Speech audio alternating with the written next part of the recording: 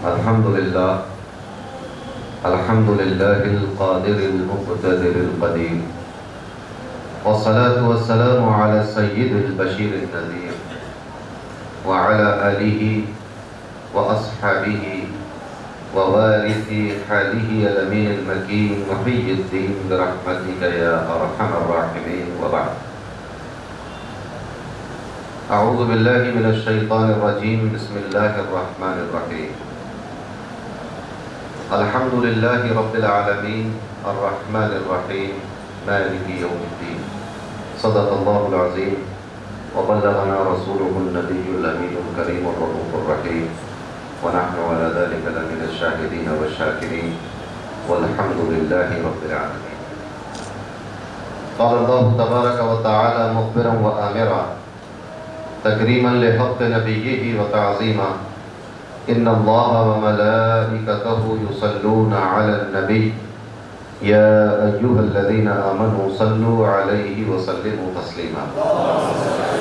اللهم صل وسلم وزد وبارك عليه وعلى آله وصحبه ووارث حاله وعلى من لديه، صلاة وسلاما عليك يا رسول الله صلی اللہ تعالی علیہ وسلم.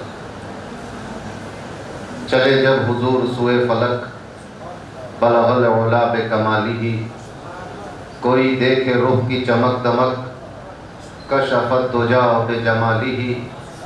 وہ ہے بے مثال ترین چشک حسنت جمیع خصالہ. انہیں دیکھ لے تو پڑھے ملک صلو علیہ وآلہ. اللہم صلی وسلم وزد وبارک علیہ وعلی آلہ وصحبہ ووارث حالہ وعلی من لدیہ، صلاۃ و سلام علیک یا رسول اللہ صلی اللہ علیہ وسلم. اللہ تبارک و تعالیٰ کا فضل و احسان کہ اس نے ہمیں اور آپ کو اس مبارک محفل میں حاضر ہونے کی توفیق عطا فرمایا. قابل مبارکباد ہیں وہ لوگ جنہوں نے اس مجلس کو سجایا سنوارا. آپ تمام حضرات کہ اپنے گھروں سے چل کر اس مجلس میں تشریف لائے. اللہ تبارک و تعالی ہم سب کو جزائے خیر عطا فرمائے. فقیر تو اس لائق نہیں تھا کہ آپ کے اس عظیم الشان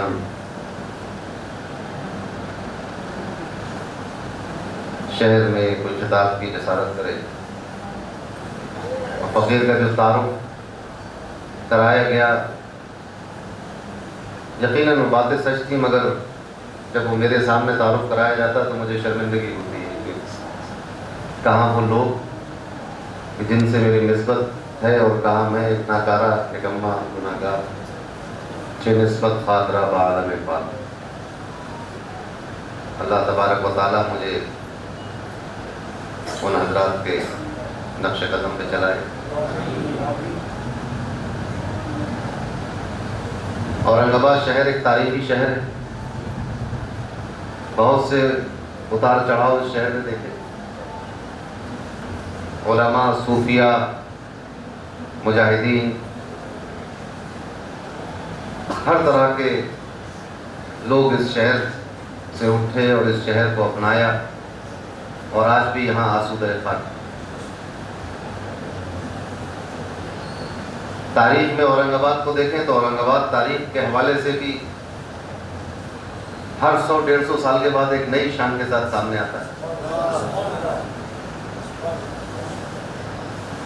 ایسے عظیم الشان اور تاریخی شہر کے معزز سامعین کے سامنے مجھ جیسے کامل اور ناکارہ انسان کو بٹھا دیا گیا کرسی خطابت پر،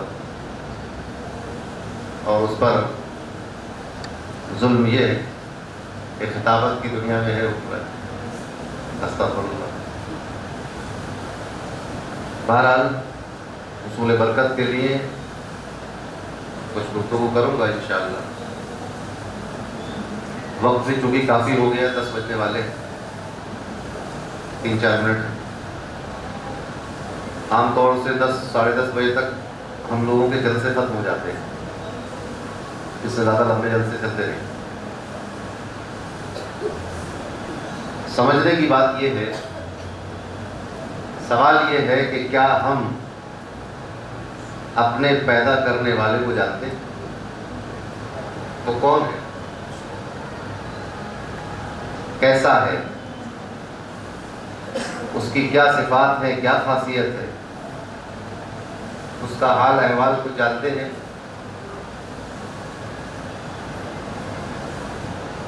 اگر بہت زیادہ بحث و تبحیث میں پڑے تو نتیجہ یہ نکل کے آتا ہے کہ وہ تو غیب الغیب ہے، اس کو تو کوئی جان ہی نہیں سکتا، اس کی ذات و صفات کی کا علم حاصل کرنا مخلوق کے لیے ممکن ہی نہیں، سوائے اتنا کہ جتنا اس نے خود بتا دیا۔ اور اپنے پیدا کرنے والے، اپنے معبود، اپنے رب کا تعارف حاصل کرنے کے لیے ظاہر سی بات ہے کہ قرآن سے زیادہ معتبر حوالہ نہیں ہے۔ اگر اللہ کے بارے میں جاننا ہے تو پھر قرآن دیکھنا ہوگا اور تلاش کرنا ہوگا کہ قرآن میں اللہ نے اپنا کیا تعارف کرایا۔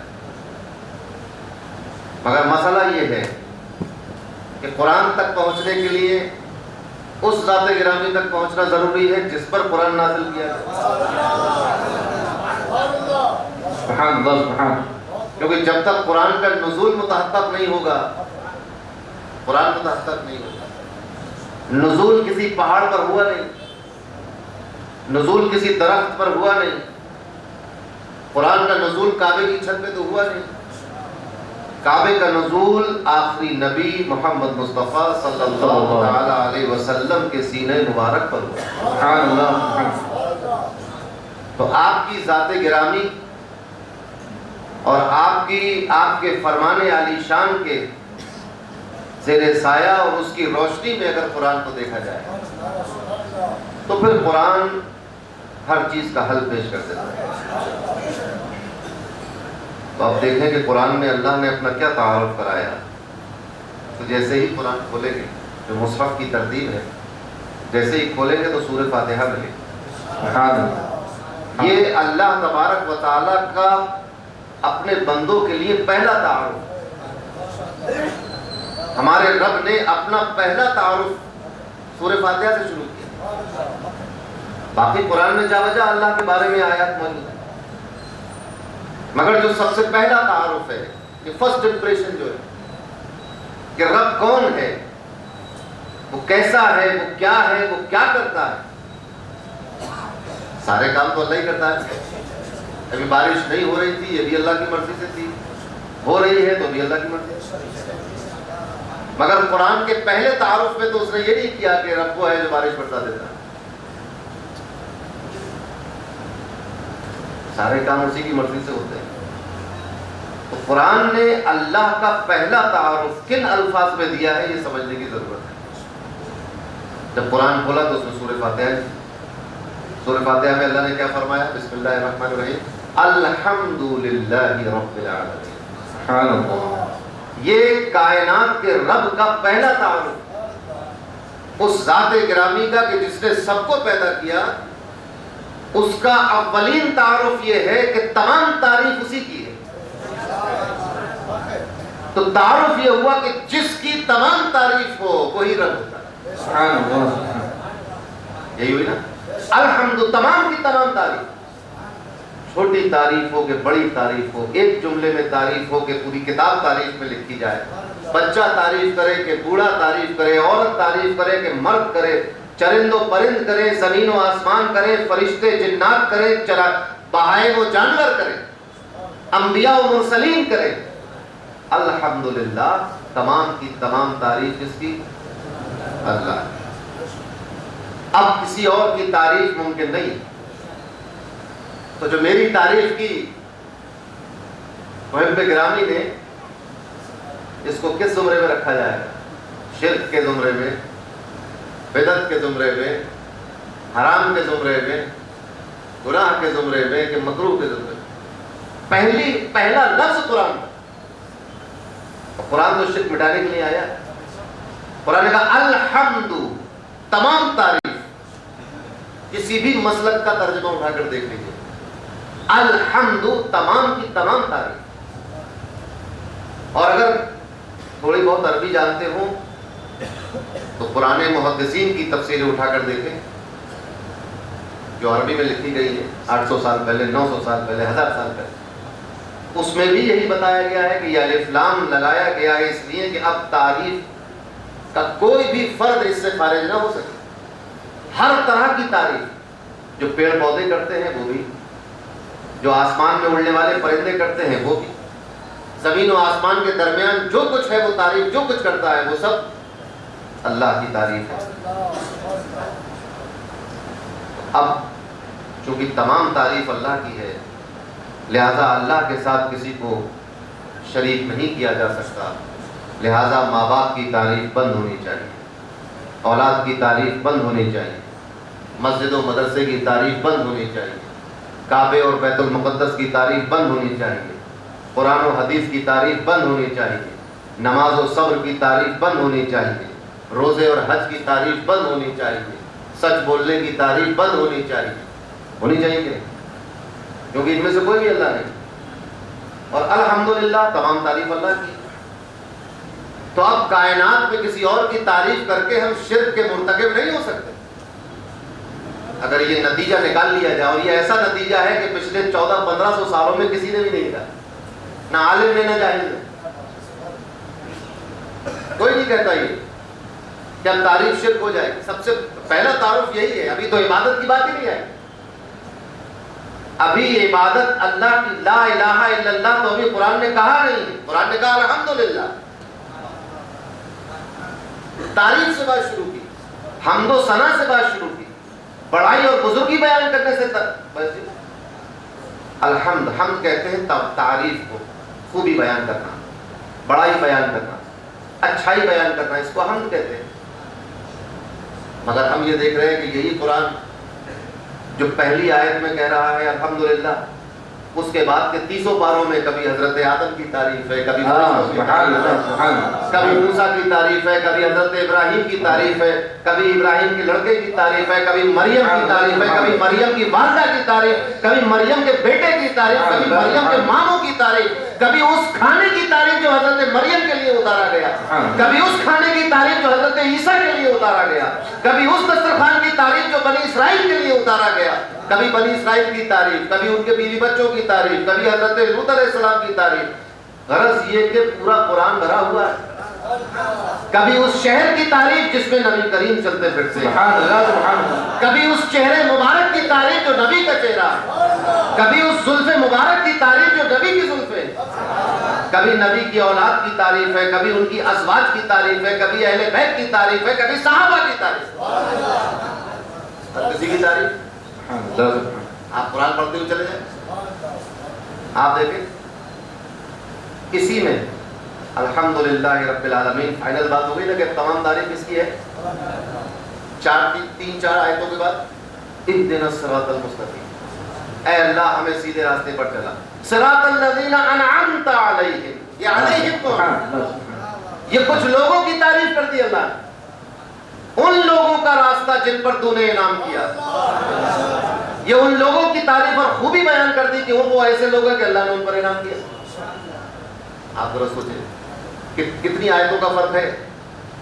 2 طرح کی باتیں ہو گئی کہ نہیں.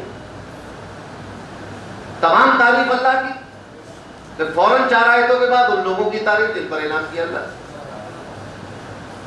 2 آیتوں کے بعد ان کی برائی جن پر اللہ نے غضب کر دیا. پھر اگلی سورہ بقرہ شروع ہوئی، پھر کتاب کی تعریف. ذالک الکتاب لا ریب. تو کتاب بھی اللہ نہیں ہے، کتاب ہے، اللہ اللہ ہے. کتاب کی تعریف. ہدی للمتقین، متقین کی تعریف. اور جس طرح وہ ایمان لائے اس طرح ایمان لانے کی تعریف. پھر جو انہوں نے خرچہ کیا اللہ کی راہ میں اس خرچے کی تعریف. پھر جو وہ غیب پر ایمان لائے اس غیب کی تعریف. آپ سوچیں پھر جو کتاب رسول اللہ سے پہلے نازل ہوئی ان کی تعریف، پھر جو رسول پر نازل ہوئی اس کی تعریف، اور پھر ان لوگوں کی تعریف اولئک علی ھدی من ربہم، وہی لوگ ہیں جو ہدایت یافتہ ہے. تو ان لوگوں کی تعریف کتنی بتائیے. پورا قرآن اسی چلا جا رہا بناس تک. اتنی تعریفیں, اور تعریف شروع کہاں سے ہوئی تھی؟ الحمدللہ. اللہ کے سوا کسی کی تعریف نہیں ہوگی. کیوں؟ کیونکہ تمام تعریف اللہ کی. تشریح صحیح ہوگی؟ اس کی تشریح یہ ہے کہ تمام تعریف حقیقتاً رب کی ہے. اب تم کسی اپنے ماں باپ کی تعریف کرو تو ماں باپ کو بنایا کس نے؟ تو وہ تعریف دراصل اللہ کی ہے. اب تم چاند کی تعریف کرو تو چاند بنایا کس نے؟ تو بنانے والے کی تعریف. یہ اصول یاد رکھیے کہ بنی ہوئی چیز کی تعریف بنانے والے کی تعریف ہے, اور بنی ہوئی چیز کی برائی بنانے والے کی برائی. اسی لیے منع کیا گیا کہ کسی مخلوق کو بناوٹ کے طور پر دیکھ کر اس کی برائی نہ کرو. یہ نہ کہو کہ یہ بہت لمبا ہے برا ہے, یہ بہت ناٹا ہے برا ہے, بہت موٹا ہے, یہ اپائج ہے, اس کی آنکھ نہیں ہے, اس کے کان نہیں ہے, اس کی آواز نہیں. اس کی بناوٹ کی برائی نہیں کر سکتے, کیونکہ وہ تو بنانے والا تو اپنی مرضی سے بناتا ہے. تو مصنوعات کی تعریف صانع کی تعریف ہوتی ہے. آپ اس لکھائی کی تعریف کریں کہ بہت خوبصورت لکھا گیا, تو کس کی تعریف؟ جس نے لکھا اس کی تعریف. اور پھر وہ لکھنے والا کہاں سے آیا؟ جس نے لکھنے والا بنایا اس کی تعریف. اور جس پر درود بھیجا گیا اس کی تعریف. درود جس پر بھیجا گیا اس کا خالق اور بڑے مزے کی بات ہے. اللہ نے خود ہی فرمایا الحمدللہ, تمام تعریف اللہ کی, اور اپنے حبیب کا نام رکھا محمد. حمد صرف تمام کی تمام اللہ کی. تو ہونا اور محمد کون ہے؟ محمد تو اللہ نہیں. لفظ محمد کا مطلب ہی یہ ہے کہ جس کی سب سے زیادہ تعریف کی گئی, تعریف کیے جانے والا حمد ہی سے بنا ہے, تعریف سے ہی بنا ہے. حامد تعریف کرنے والا, احمد بہت زیادہ تعریف کرنے والا, محمود جس کی تعریف کی گئی ہو, محمد جس کی سب سے زیادہ تعریف.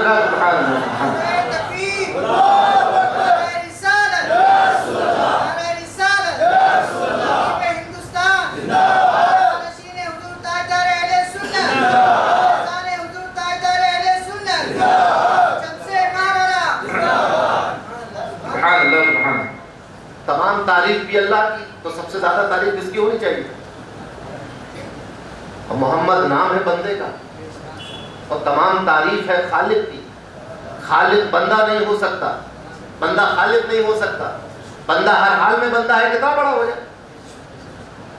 خالق ہر حال میں خالق, آپ اس کو پہچان لیا نہ پہچان.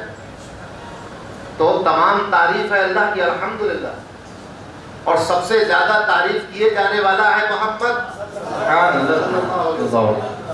اب بھی شرک نہیں ہوتا. شرک اس لیے نہیں ہوتا کہ شرک کہتے ہیں غیر اللہ کو معبود سمجھنے کا نام شرک. تو اتنا آسان نہیں شرک ہو جاتا, نہ تو پورا قرآن میں شرک ہو جائے گا. جس منطق کے حساب سے آج کل شرک پنپ رہا ہے, تو وہ ایسی کھیتی اگر کرنے لگے تو قرآن میں بہت سارے شرک ہو جائے گا معاذ اللہ.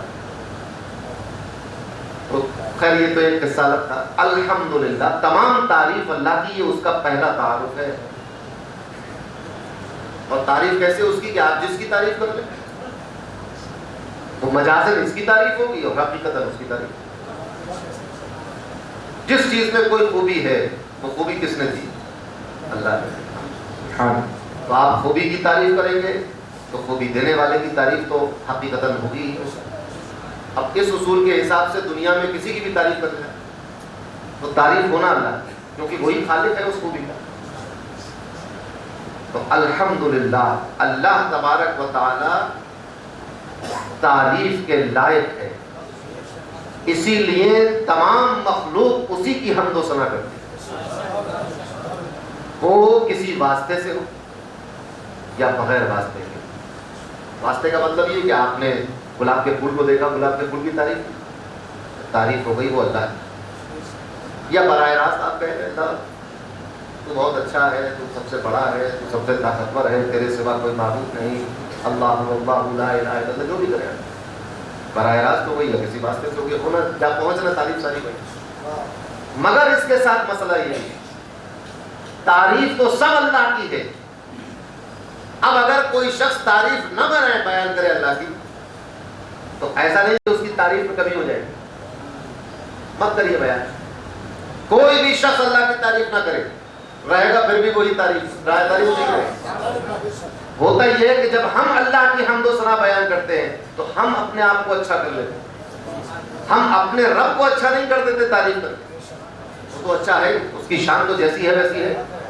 جب ہم اس کی حمد و ثنا بیان کرتے ہیں تو ہم اچھے ہو جاتے ہیں، زبان اچھی ہو جاتی ہے، دل اچھا ہو جاتا ہے، ذہن و فکر اچھے ہو جاتے ہیں، ہمارے مرتبے بلند ہوتے ہیں، نہ کہ رب کے مرتبے بلند ہوتے ہیں.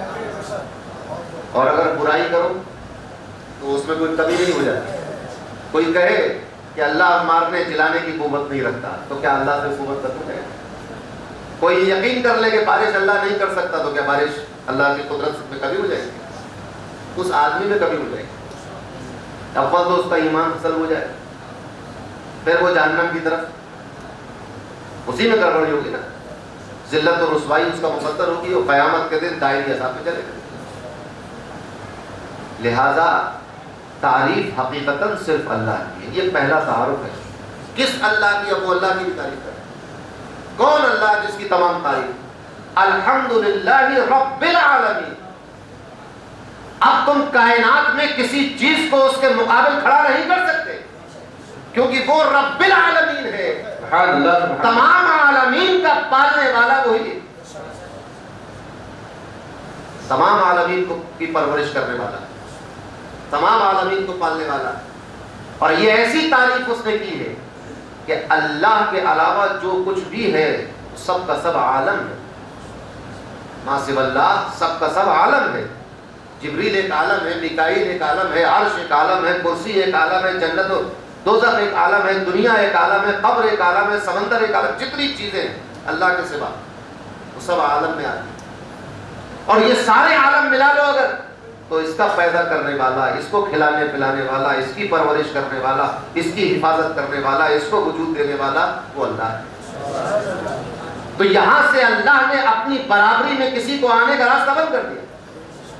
اب اللہ کے مقابلے پہ کسی کو کھڑا کر کے آدھا پونا کسی بھی طرح سے شرکت نہیں دلائی جا سکتی کیونکہ یہ سب کے سب اسی کے محتاج، وہ پالنے والا ہے.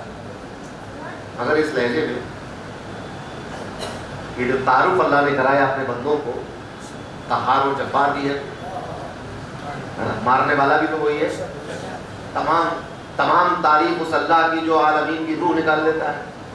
تو نہیں فرمایا تمام تعریف اس اللہ کی جو عالمین کو فنا کر دے گا، حالانکہ کرے گا وہی. تمام تعریف اس اللہ کی جو اگر چاہے تو عالم میں کسی کو کھانا نہ دے. تمام تعریف اس اللہ کی کہ جو تمام عالمین کو بھوکا رکھنے پر قادر ہے، بیمار کرنے پر قادر ہے، کمزور کرنے پر قادر ہے. کیا فرمایا؟ الحمدللہ رب العالمین. جو عالمین کو کھلاتا ہے، جو عالمین کو پالتا ہے، جو عالمین کی پرورش کرتا ہے، جو عالمین کی حفاظت کرتا ہے، جو عالمین کو پروان چڑھا رہا ہے، اس رب کی تعریف.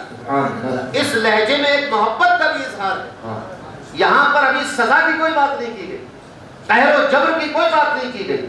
جو پہلا تعارف دیا گیا وہ رب کا تعارف دیا گیا ہے. رب کہتے ہیں اس کو جو پالتا ہے. اب جو پالتا ہے جس کی مثالات میں جیسے ماں ہے، ماں بچوں کو پالتی ہے. اب پالنے کے لیے اس ماں کو کیا کیا کچھ نہیں کرنا پڑتا. پہلے وہ 9 مہینے اپنے پیٹ میں پالتی، اتنی تکلیفوں سے گزر کر پھر دنیا میں تشریف لاتے ہیں.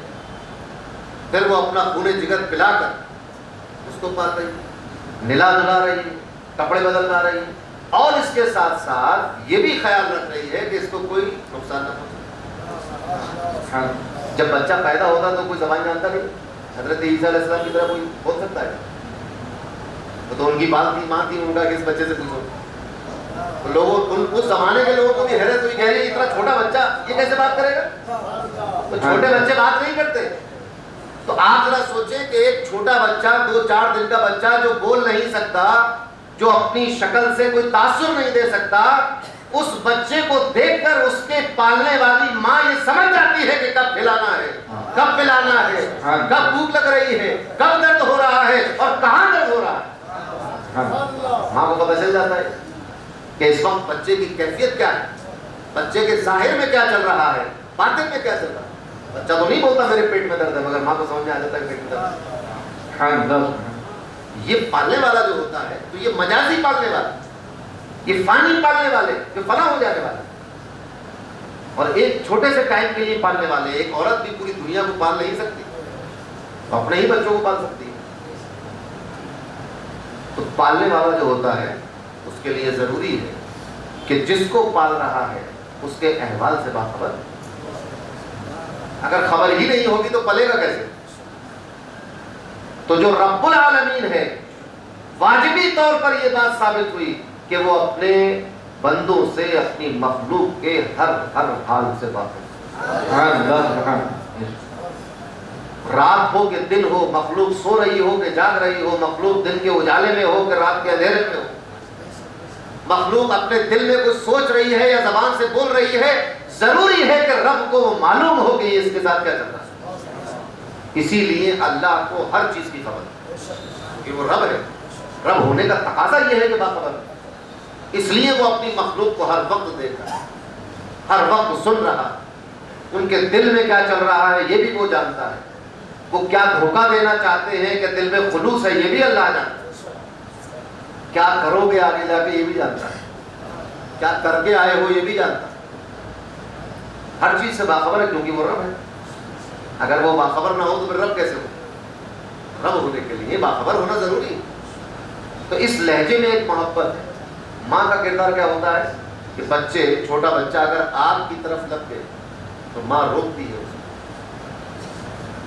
نہیں جانے دیتی. کتنی بھی ضد کر لے بچہ، کتنی ضد کرے، زمین پہ پٹیاں کھائے، تلوازیاں کھائے، روئے، چیخے، ماں پر ہاتھ پیر چلائے، کودے، باندھے، کچھ بھی کرے، چولہے میں نہیں جانے دیتی. دے گی جانے؟ نہیں جانے. کیوں؟ کیونکہ وہ پال رہی ہے اسے. تو پتہ یہ چلا کہ جو پالتا ہے، تو جس کو پالتا ہے اس کے لیے محبت ضروری ہے. اسی لیے رب اپنی مخلوق سے سب سے زیادہ محبت کرتا ہے. دنیا کی ساری محبتیں نیچے رہنے والی ہیں، اللہ کی محبت سب پر غالب آنے والی ہے. نہ ایک ماں اپنی اولاد سے اتنی محبت کر سکتی ہے، نہ استاد شاگرد سے کر سکتا ہے، نہ پیر مرید سے کر سکتا ہے. دنیا میں کوئی ایسی محبت نہیں کر سکتا جیسی محبت رب اپنی مخلوق سے کرتا ہے. اس بات کو ہم بھول جاتے ہیں. ہم دنیا کی محبتوں کا ذکر بہت کرتے ہیں، اللہ کی محبت کو بھول گئے. محبت کا تقاضا کیا ہوتا ہے؟ محبت کا تقاضا یہ ہے کہ جس سے محبت ہو تو پھر اس کی ہر بات کو تسلیم کرے.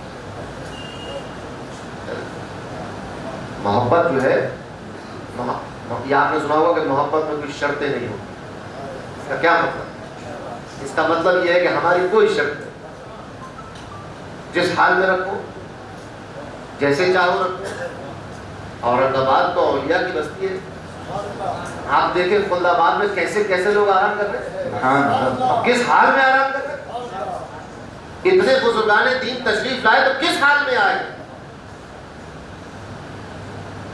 ان کے پاس نہ سونے چاندی، نہ ہیرے جواہرات، وہ سب تو چھوڑ کے آئے. حکومتیں، تخت و تاج سب کچھ چھوڑ کے آئے. آج اورنگ آباد کے مسلمانوں میں سے 99% مسلمانوں کو تو یہ نہیں معلوم ہوگا کہ یہ لوگ آئے کہاں سے. یہ ہیں یہ تو سب جان رہے ہیں، مگر آئے کہاں سے ان کے شہر کا پتہ کسی کو. کیوں آئے یہ لوگ؟ اللہ کی محبت. کہ تو پیدل چلانا چاہتا ہے پیدل چلنے کو صحیح، پتھریلی گرم زمین پہ چلانا چاہتا ہے اس پر چلنے کو تیار، بھوکا رکھنا چاہتا ہے بھوکے رہنے کو تیار. تو اگر ظالموں کے درمیان رکھنا چاہتا ہے ظالموں کے درمیان رہنے کو تیار. تو ظلم و ستم لوگوں کے ہمارے اوپر کرانا ارادہ کر لیا، ہم اس کو سہنے کو تیار. تیری محبت میں ہر چیز گوارا ہے، تو ہر چیز گوارا کرتے ہیں. یہ محبت کا تقاضا ہے. اب سب سے زیادہ محبت دیکھیے، ماں باپ سے محبت ہوتی تو کیا کیا نہیں مانتے. آپ ماں باپ کی بات مانتے بھی، اور ماں باپ کی بات اتنی مثال سمجھ میں نہیں آئی. بیویوں کی مثال تو اگر سمجھ میں ماننا کہ نہیں، ہر بات غلط بھی مان رہے ہیں صحیح بھی مان رہے ہیں. بہت سے لوگ تو بیویوں کی ایسی ایسی بات مان لیتے ہیں. بیوی کہتی ہے کہ میں تمہارے گھر میں ماں باپ کے ساتھ نہیں رہوں گی، الگ ہو جاؤں. کہتا بالکل ٹھیک ہو جائے، ہو جاتے ہوئے اماں اور ماں باپ سے لوگ فرینڈ ہو جاتے ہیں بیوی کے کہنے میں، محبت ہو جاتی ہے۔ آپ ذرا سوچیں کہاں سے کہاں نکلی محبت؟ یہ محبت تو کوئی محبت نہیں ہے۔ ایک دن تم مر جاؤ گے اور اگر جوانی میں مر گئے بیوی دوسری شادی کر لے، پھر یہی محبت اس سے ہو جائے گی، دوسرے والے سے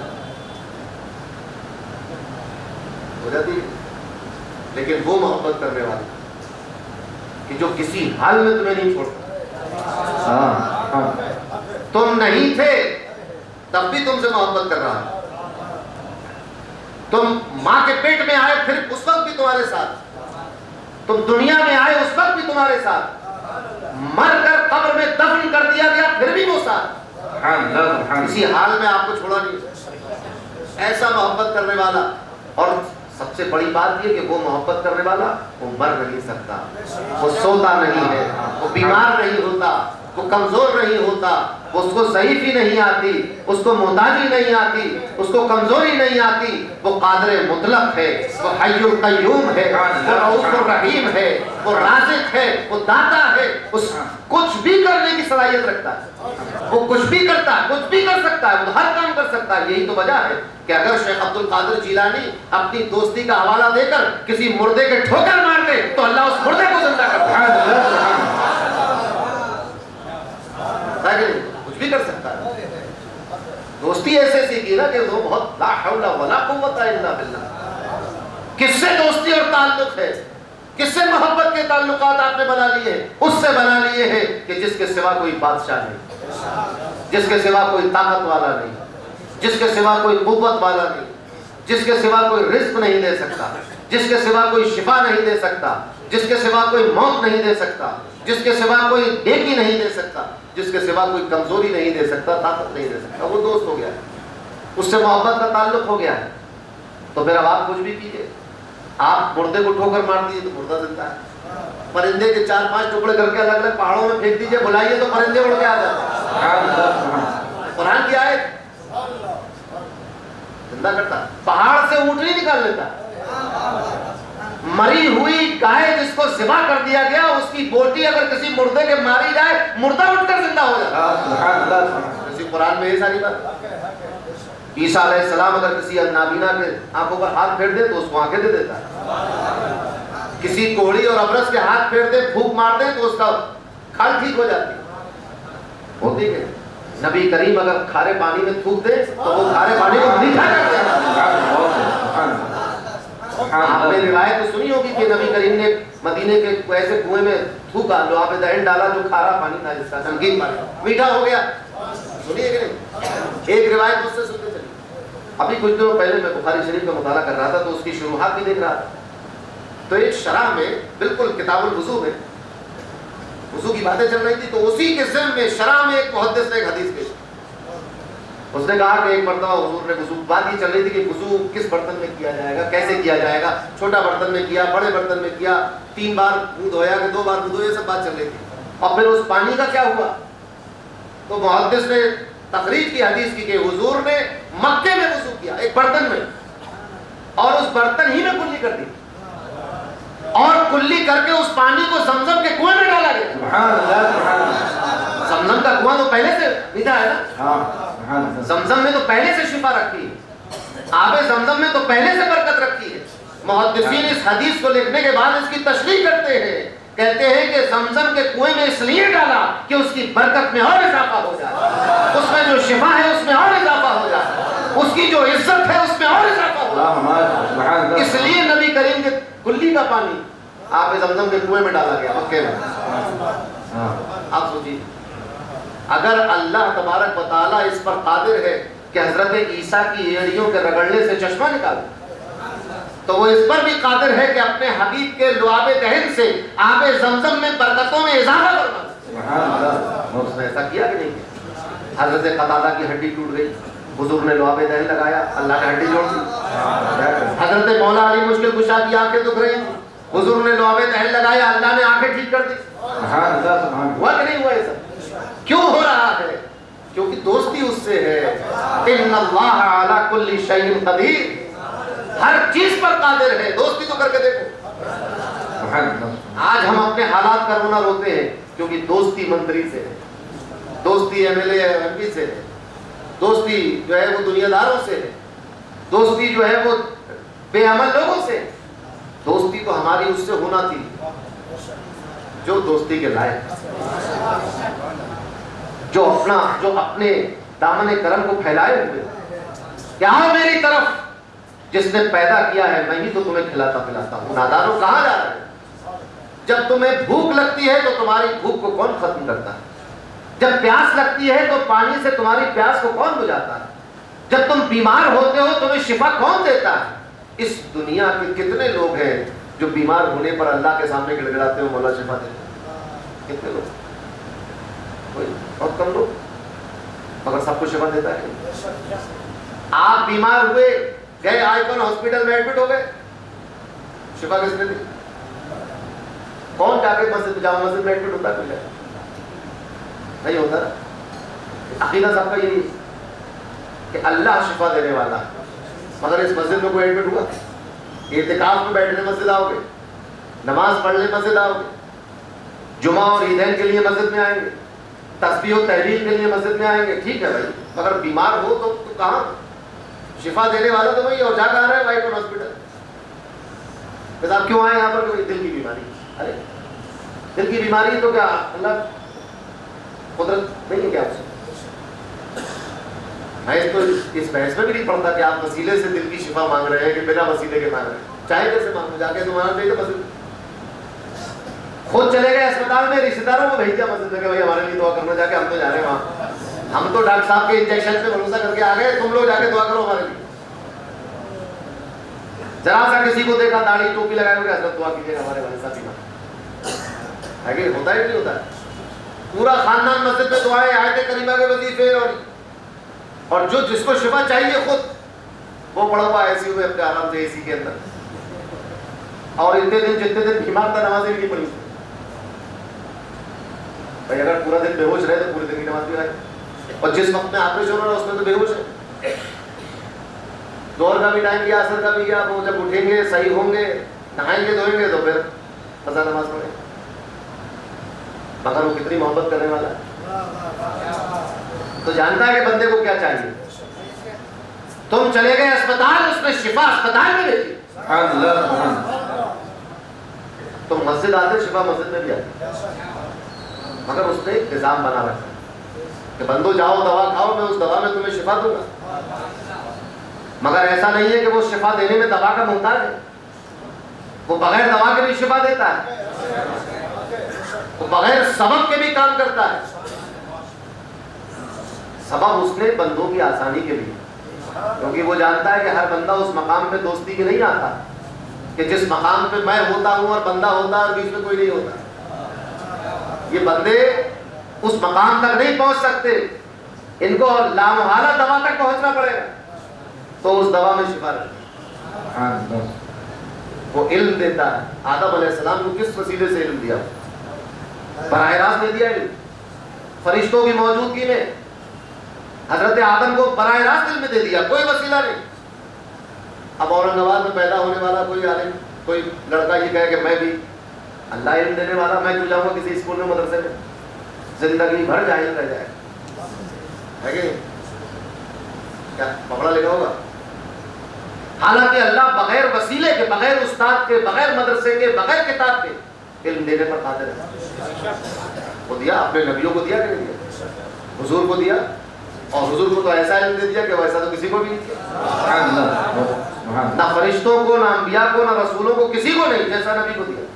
اپنے آخری نبی کو جو علم دیا، مگر اس کو معلوم ہے کہ یہ بندے، یہ میجورٹی جو ہے، اکثریت جو ہے، وہ اتنی اس لائق نہیں ہو پائی، اس مقام تک نہیں پہنچی ہے کہ براہ راست معاملہ ہو جائے.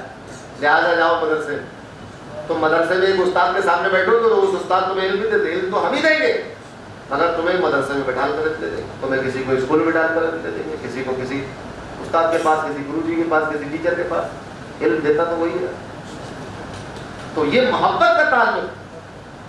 تو جو رب ہوتا ہے وہ محبت کرنے والا ہوتا ہے، اور جو رب العالمین ہو، تمام عالمین کا رب، اس سے زیادہ محبت کون کر لے گا؟ اور یہ ایک بات بالکل جائز بھی ہے کہ آپ جو چیز بناتے ہیں سب سے زیادہ محبت آپ ہی اس سے کرتے ہیں. آپ نے کوئی کرسی میز بنائی, وہ خرید کے لے گیا کوئی, تو وہ اتنی محبت نہیں کرے گا جتنی آپ کریں. آپ کی بنائی ہوئی چیز. آپ اپنے ہاتھوں سے کوئی پودا لگاتے ہیں, آپ کے بچوں کو اتنی فکر نہیں ہوتی اس کی جتنی فکر آپ کو, جبکہ آپ کو معلوم ہے کہ پھل مجھے ملے گا بھی نہیں, میرے پودے کھائیں گے کھجور کا. تو جو بناتا ہے تو اللہ نے بنایا, سب سے زیادہ محبت کرنے والا ہے. تو اس نے اپنے پہلے تعارف میں یہ تاثر دیا کہ بندو میں محبت کرنے والا ہوں, پالنے والا ہوں, حفاظت کرنے والا ہوں, تمہیں نوازنے والا ہوں, تم سے محبت کرنے والا ہوں. تو سب سے پہلا تعارف اللہ کا یہ ہے کہ تمام تعریف ہے اس اللہ کی جو تمام عالمین کا پالنے والا ہے. جب عالمین کو پالے گا تو محبت بھی ہوگی, اس محبت کو سمجھنے کی ضرورت ہے. تو اس نے اپنا تعارف یہ کہہ کر کرایا کہ میں پالنے والا ہوں بالفاظ دیگر, اے دنیا والوں, اے دنیا میں تم سے محبت کرنے والا ہوں.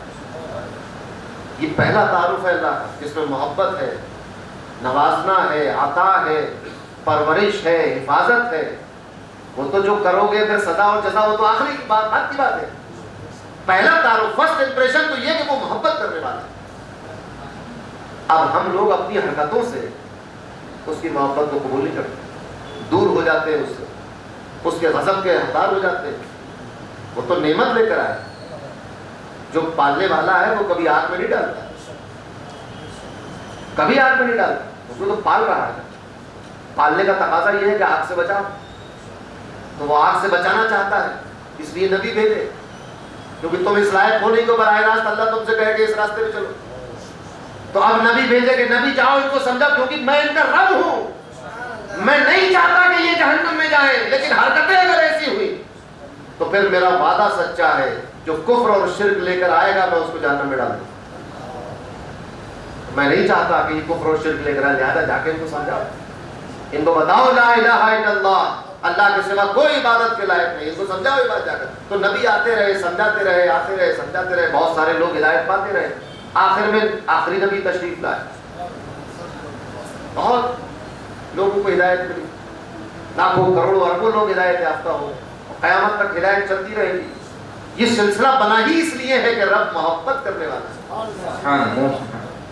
وہ تو اپنے اعمال سے ہم نے اس سے دوری بنا دی, تعلق کمزور کر لیا.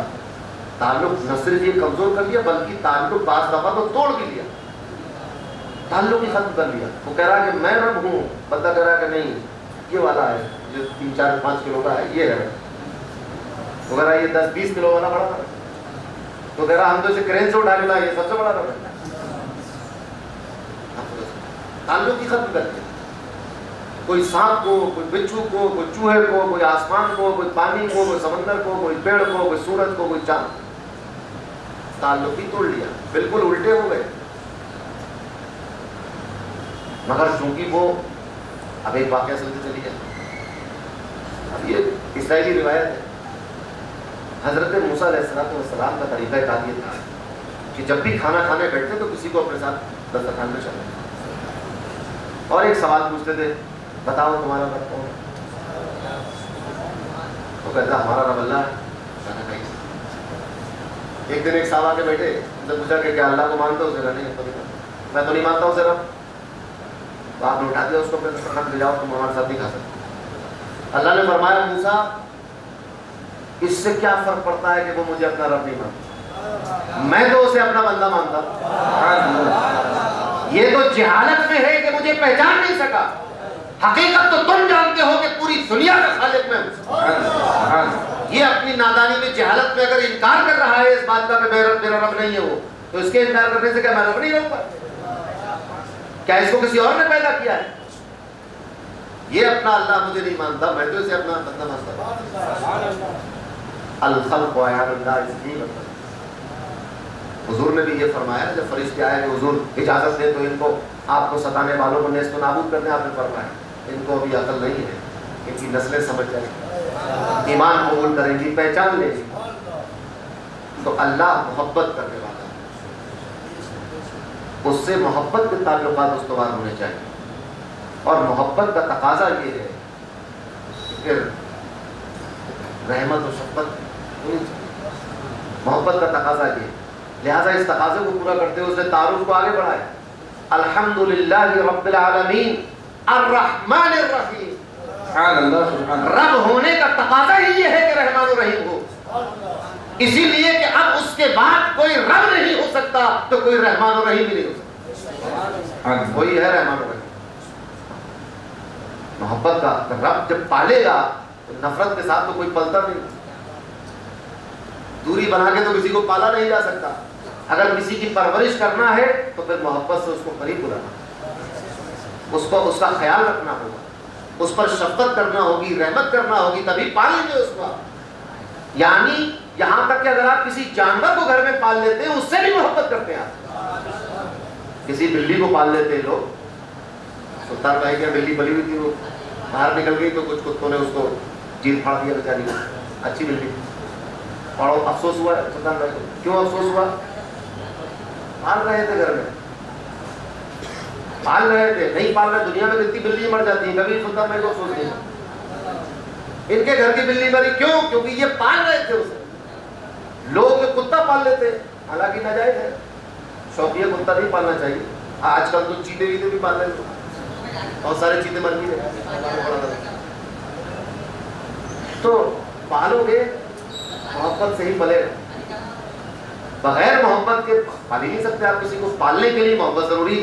گھر میں لوگ سانپ پال لیتے ہیں، انڈیا میں تو کم پالتے لوگ، یورپ کے لوگ گھروں میں سانپ پال لیتے ہیں، سانپ سے محبت۔ کوئی بچھو پال لیتا ہے، یعنی ایسی چیزوں سے، قتل الموسی قبل الایذاء، اس سے بھی محبت کر لی، سانپ سے محبت ہو گئی۔ کیوں؟ کیونکہ ہم سانپ کو پال رہے ہیں۔ چڑیا گھر میں جو لوگ مامور ہیں نا جانوروں کو کھانا وانا کھلانے پر، ان میں ایک محبت کا رشتہ ہے۔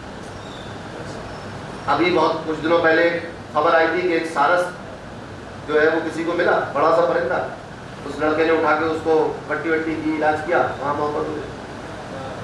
اب اس کو کھلا رہا ہے، پال رہا ہے، تو سارس نے اس سے محبت کی، ایک پیار کا رشتہ، آپ کو سارس کو چھوڑ کے جائے گا۔ تو جب پالیں گے تو محبت ہو، بغیر رحم و کرم کے، بغیر شفقت کے آپ پال نہیں سکتے۔ یہاں تک کہ جانوروں کے ساتھ بھی محبت ہو جاتی ہے۔ وہ تو رب العالمین پورے عالم کو پال رہا ہے، جو اس کو مانتے ہیں انہیں بھی پالتا ہے، جو نہیں مانتے ان کو بھی پالتا ہے، جو نہیں مانتے ان کو بھی پال رہا ہے۔ پال رہا ہے کیوں پال رہا ہے؟ عیش و آرام میں دنیا ہی جنت بنا دی ان کے لیے۔ ایک صوفی کی بڑے مزے کی بات مجھے یاد ہے، صوفیہ تو ہوتے ہیں، صوفیہ کی کسی بات کو کوئی اگر سمجھ میں نہیں آ رہی تو چھوڑ دینا چاہیے وہیں پر، اس کو لے کے اٹھنا نہیں وہاں سے۔ اگر سمجھ میں آئے تو ٹھیک، نہیں سمجھ میں آئے تو کہنا کہ بابا آپ ہی رکھیے اس کو، اپنے ساتھ لے جاؤ گے تو گمراہ ہونے کا امکان ہے، کیونکہ جس مقام میں وہ صوفی بات کر رہا ہے ہم متعامل نہیں ہیں اس بات پہ۔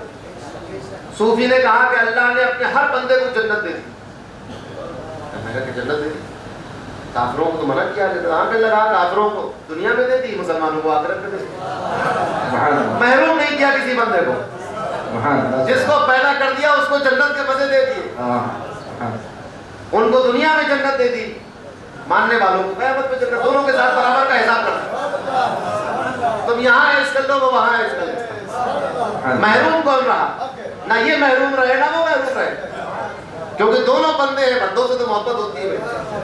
تو ایک بندہ جو ایمان نہیں رکھتا اسے کہا تو دنیا میں عیش کر لے، چل، جو ایمان رکھتا اسے کہا تو دنیا میں پریشانی لے، قیامت میں عیش کر، دونوں کو برابری دے دی کہ تم دنیا تمہاری آخرت تمہاری، بٹوارا ہو گیا۔ کون محروم رہا بتائیے؟ اس بارگاہ سے کوئی محروم رہا؟ کیوں محروم نہیں؟ کیونکہ وہ رب العالمین۔ اب یہ صوفیوں کی بات ہے، سمجھ میں آ رہی ہو تو ٹھیک ہے، نہیں تو یہی چھوڑ جانا ہے۔ عقیدہ وہی ہے جو کتاب و سنت سے ظاہر ہے، سمجھے بات؟ صوفیوں کی اپنی کنڈیشن ہوتی ہے، کیفیت تاریخ ہوئی کچھ بولتے ہیں، مگر بات تو مزے کی کہ وہ رحیم و کریم ہے، اس نے کسی کو محروم نہیں کیا، جنت کے مزے دونوں کو دے دی، کسی کو یہاں کسی کو وہاں۔ تو یہاں والوں کی جنت دیکھ کر دل چھوٹا نہ کرنا، کیونکہ تمہاری جنت وہاں ہے۔ اور ایک بات اور ہے کہ یہاں کی جنت چونکہ منکرین کے لیے تھی لہذا کم مدت کے لیے، یہاں کی جنت میں بیماری بھی ہے، بڑھاپا بھی ہے، کمزوری بھی ہے، غم بھی ہے، رنج بھی ہے، وہاں کی جنت میں نہ بڑھاپا ہے، نہ بیماری ہے، نہ غم ہے، نہ رنج ہے، نہ ذوق ہے، نہ کمی ہے، نہ تکلیف ہے۔ لہٰذا دل چھوٹا نہ کرو، ٹہلنے دو جنت میں لوگوں کو، آپ کے لیے دوسری جنت، اور وہ جنت کبھی ختم بھی نہیں ہو، ہمیشہ ہمیشہ کے لیے۔ تو الحمدللہ رب العالمین الرحمن الرحیم، چونکہ وہ رب العالمین ہے تو چھوٹی موٹی رحمت سے بات بنے گی، کم رحمت سے بات نہیں بنے گی۔ تو کہا کہ چھوٹی موٹی رحمت نہیں، الرحمن، ایسی رحمت، ایسا رحم و کرم کہ کسی اور کو اس میں شریک ہی نہیں کیا، کوئی نہیں، رحمان کوئی نہیں، اسی لیے عبد الرحمن نام رکھا جاتا ہے۔ اور علماء کہتے ہیں کہ جس کا نام عبد الرحمن ہو اس کو عبد الرحمن ہی کہو، رحمان رحمان نہ کہو۔ تو کہتے ہیں رحمان بھائی نہ کہو، عبد الرحمن۔ الرحمن الرحیم، اور ایک بڑے مزے کی بات، اب کوئی دنیا میں شریک ہو نہیں سکتا رحمان الرحیم میں اور ربوبیت میں، مگر اب ایک محبت کا انداز نہیں کیا۔ یہ سارے احکامات کہ اللہ کے ساتھ کسی کو شریک نہ کرو، کس کے لیے؟ بندوں کے لیے۔ تم مت کرنا، اللہ تو کچھ بھی کر سکتا ہے۔ تم نہ کہنا کسی کو رحمان ہمارے سوا، تم مت کہنا کسی کو رحیم میرے سوا، تم مت کہنا حی و قیوم میرے سوا، میں کسی کو چاہوں کہوں؟ وہ تو کہہ سکتا ہے، اس نے کہہ دیا، اس نے کہا۔ اور بڑی غضب کی بات، سورہ توبہ میں جس میں بسم اللہ الرحمن الرحیم نہیں پڑھ سکتے، سورہ توبہ میں پڑھتے تو کیا کہتے ہیں؟ بسم اللہ الرحمن الرحیم، رحمان اور رحیم کا ذکر نہیں کر سکتے، لیکن اسی کی آخری آیتوں میں کیا فرمایا؟ لقد جاءکم رسول من انفسکم عزیز علیہ ما عنتم حریص علیکم بالمؤمنین رؤوف الرحیم۔ اب رسول اللہ کو حی القیوم نہیں کہا جا سکتا، مالک الملک نہیں کہا جا سکتا، ذوالجلال والاکرام نہیں کہا جا سکتا، مگر رؤوف الرحیم کہا جا سکتا۔ بالمؤمنین رؤوف الرحیم، وہ مومنین کے لیے رؤوف بھی ہے، رحیم بھی ہے۔ اللہ نے فرمایا، چونکہ اللہ نے فرمایا لہذا شرک ہو نہیں سکتا، شرک نہیں ہو سکتا۔ یہ تو ہماری قسمت دیکھیے، ہمارا رب بھی رؤوف الرحیم اور ہمارا رسول بھی رؤوف الرحیم، دونوں لفظ استعمال کیے، بالمؤمنین رؤوف الرحیم۔ اور یہ رؤوف الرحیم اس صورت میں ہے جس کے ابتدا میں بسم اللہ الرحمن الرحیم نہیں ہے، سمجھی بات؟ تو بات یہ چل رہی تھی محبت کی بات ہے، تو یہ رب ہے چونکہ لہذا رحمان اور رحیم ہے۔ تو اب آیت محبت اور رحمت کا تقاضا یہ ہے کہ اس نے ایک رحمت للعالمین اتاری۔ لو بندو، تمہیں آخرت میں بھی رحمت ملے گی، قیامت کے دن بھی تم رؤوف الرحیم اور رحمان الرحیم کے پاس لوٹو گے، اور جب تک دنیا میں رہو گے رحمت للعالمین کے سائے میں رہو گے۔ دنیا میں بھی رحمت کا سایہ ہے، آخرت میں بھی رحمت کا سایہ ہے۔ یہ ہے اس کی ایسی محبت کہ اس محبت میں کوئی شریک نہیں ہوتا، یہ محبت اس کو وحدہ لا شریک لہ بناتی، تو اس کے ساتھ کوئی شریک نہیں، وہ اکیلا ہے، تنہا ہے۔ تو اس کا پہلا تعارف محبت سے بھرا ہوا ہے، شفقت سے بھرا ہوا ہے، رحمت و مہربانی سے پر ہے، یعنی رحمت ہی رحمت ہے، مہربانی ہی مہربانی ہے، پرورش اور پالنا ہی پالنا ہے، کھلانا پلانا اچھا بنانا، یہی تو ہے۔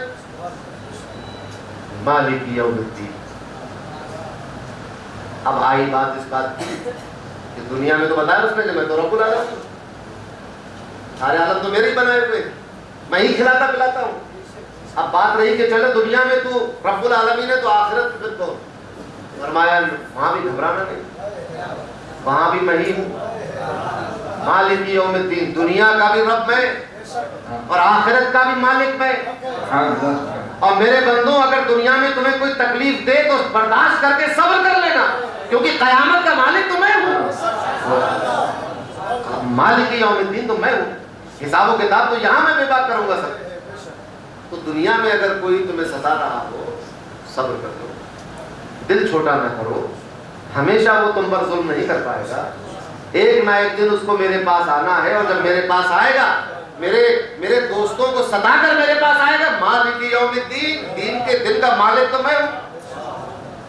اس دن کے لیے کہا جائے گا وامتازوا اليوم ایھا المجرمون، ان جرم کرنے والوں کو الگ کھڑا کر دیا جائے، ان کو پکڑ لیا جائے، ثم الجحیم صلوہ، ان کو جہنم میں دھکا دے، یہ سب ہونے والا ہے۔ مالک یوم الدین، قیامت کے دن کا مالک وہی رب ہے، یہ تعارف ہے اس کا پہلا۔ نہ دنیا اس سے چھوٹی ہے، نہ آخرت اس سے باہر۔ دنیا کا بھی مالک وہ ہے، آخرت کا بھی مالک وہ، اور رحمت کا معاملہ۔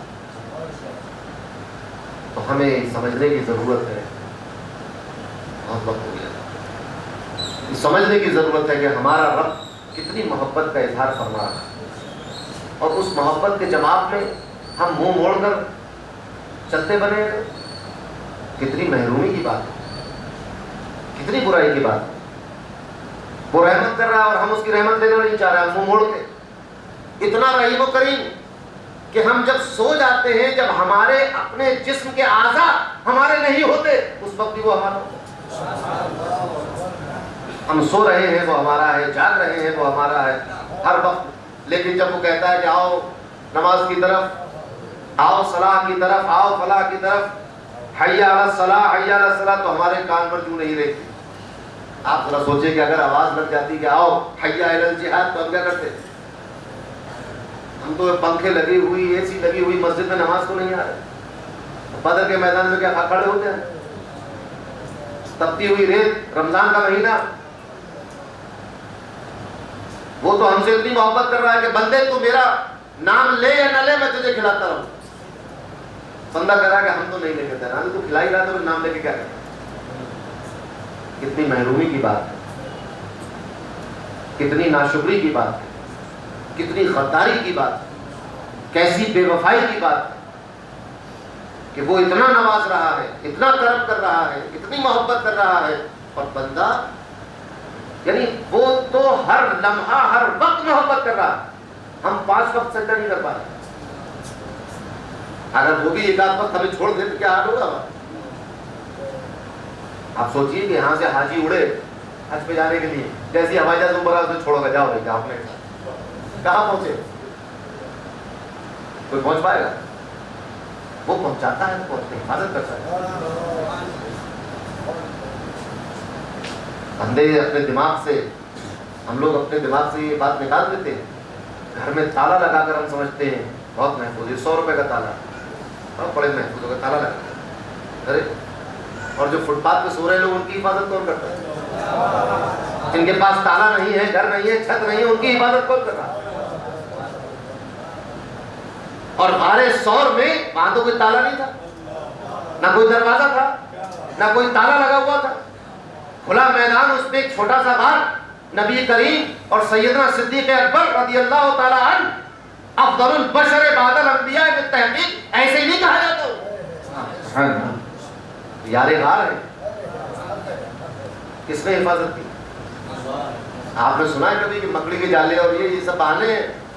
مکڑی کا جالا تو ایک بہانا تھا، مکڑی کے جالے سے کوئی حفاظت، آپ زور سے پھونک مارے تو مکڑی کا جالا ٹوٹ جائے، کبوتر کے انڈے، مگر آپ حفاظت کر دی اس کی، خون کے پیاسے، جان کے پیاسے تھے لوگ، مگر کھلے میدان میں بغیر دروازے اور کواڑ، بغیر تالے کے بھی حفاظت کی۔ لوگ ہم کیا سمجھتے ہیں کہ تالا بھائی بڑا والا تالا، لنک لاک، گودریج کا، ارے یہ تالے کس کو دکھانے کے لیے؟ اصل توقع تو اس پہ رکھو جو مچھلی کے پیٹ میں اپنے چاہنے والے کو زندہ رکھتا ہے، جو آگ میں حضرت ابراہیم کی حفاظت کر رہا ہے، اس کی اصل حفاظت تو اس کی۔ بھروسہ ہم تالے پہ کر لیتے، اللہ پہ نہیں کرتے۔ تالا بے شک لگائیے، کیونکہ ابھی ہم اس مقام پہ پہنچے نہیں۔ ہر ایک بار ہوا گیا، حضرت